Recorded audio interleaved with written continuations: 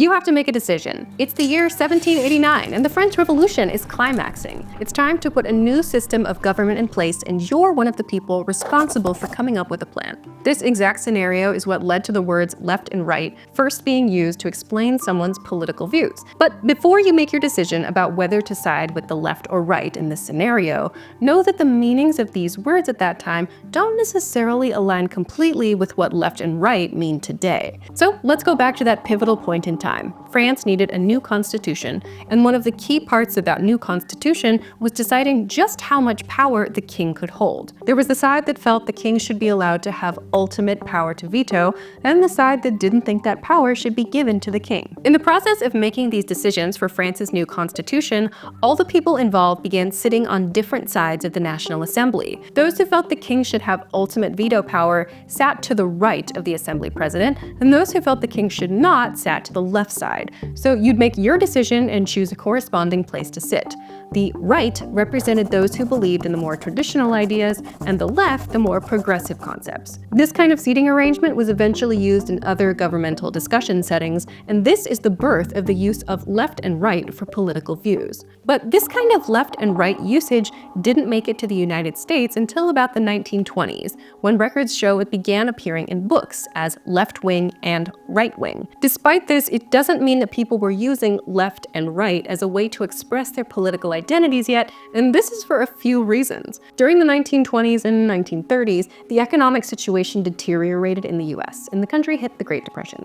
Lots of people were thrown into poverty and turned to more radical ideas politically as a way of dealing with the situation. This led to the emergence of far-right and fascist groups, as well as far-left, socialist and communist groups. Initially, these groups and ideas gained members, but when Hitler rose to power, support for the far-right fascist ideas decreased. Then, into the 1940s and 50s, socialist and communist ideas came under fire in the US due to concern about growing influence from the Soviet Union. So at this time, identifying yourself as someone on the left, for example, could draw attention to your socialist or communist party affiliation and could lead to bigger problems for you, like losing your job, being ostracized from society, or being imprisoned, like what happened in huge raids during these decades. It wasn't until the New Deal happened in the 1930s with FDR that the vocabulary we're accustomed to using in the USA for political topics really started to shift, and the building blocks for the right and left we're familiar with today really started to take shape. Franklin Delano Roosevelt, FDR, was elected president in 1932, following the stock market crash of 1929 that led to the Great Depression.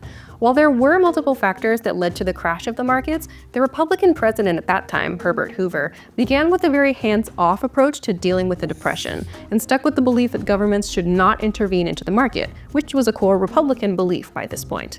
He encouraged businesses and individuals to work hard to rely on themselves.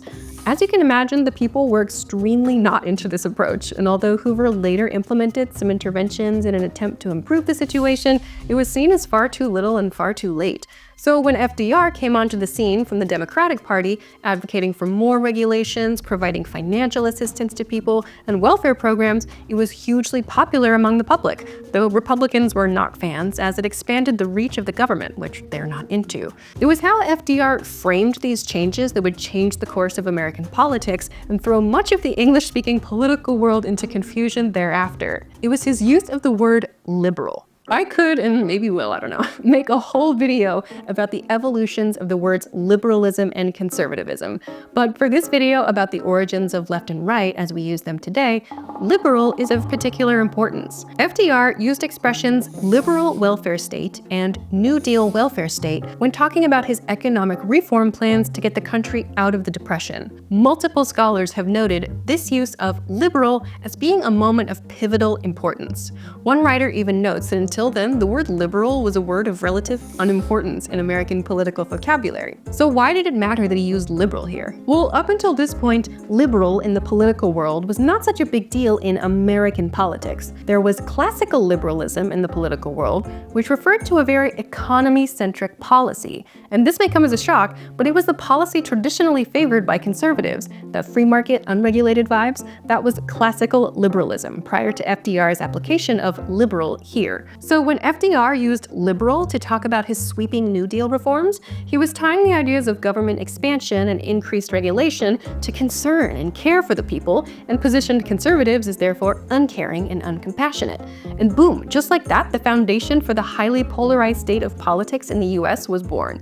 I'm not going to go into depth about the word liberal in this video because it's way too much, but it's at least worth noting that there's a lot of discussion about how FDR arrived at the word liberal in this use. Long term, this caused a liberalism meaning just for the USA to emerge. Seriously, there's a Wikipedia page devoted just to what liberalism means in the US, as opposed to other types of liberalism. Sorry to the rest of the world for the confusion. So after FDR was elected president and his reforms were put in place, the US went through the 30s, 40s, 50s, and the New Deal policies enjoyed widespread popularity for their association with getting the country out of the Great Depression. During this time then, as the Red Scare faded and the parties began to solidify their political ideas, the words right and left began to see a lot more use, as we can see from the same graph we looked at earlier. Jennifer Burns, a professor of 20th century US history at Stanford University, described this situation, saying, "Suddenly you have more of a defined left and right, because both sides think the middle, the establishment, the powers that be, are messing things up and not doing a good job. So people then have to fall back on these sorts of vague terms of left and right to describe their viewpoints.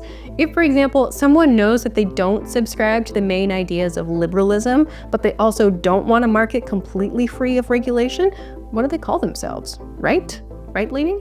Or on the other hand, if someone disagrees with the core values of conservatism, but they also strongly believe in keeping government spending down, how should they describe themselves? Left?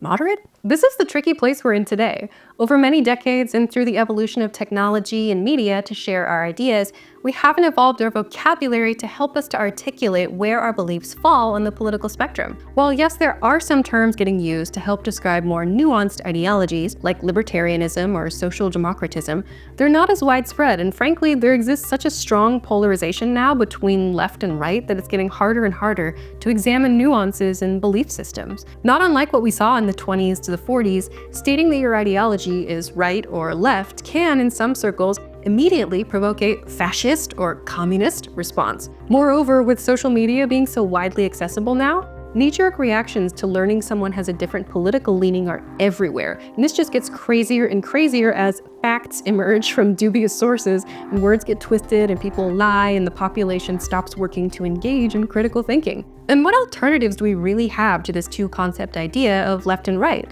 If someone knows they're not liberal, that leaves them with the right, and if someone knows they're not conservative, then that leaves them with the left. But with so much diversity in life experience and ideology, it's getting harder and harder to use these simple labels for our ideas. So what's the answer? What can we do? Maybe we need a sort of political personality test to assign us a series of letters like the Myers-Briggs does, dubiously. Or maybe we need numbers to tell us where we fall in various parts of the political spectrum. One tool I found that was pretty interesting was called I Side With. It has you answer some questions about big political topics, and it helps you see what parties and groups most closely align with your viewpoints. It's free, and I'll link it in the description. I'm not sponsored or anything, I just thought it was an interesting tool that I tried a while back out of curiosity. It's pretty wild to think that a seating arrangement used to hash things out after the French Revolution gave us left and right, and it led to all of this complexity that we have to deal with today. It's a pretty fascinating story, and I'm willing to bet we see these concepts continue to evolve. So let me know what you think about this story in the comments. I hope you liked this one, and if there are any other words you'd like me to do a deep dive on, whether political or not, let me know. See you next time.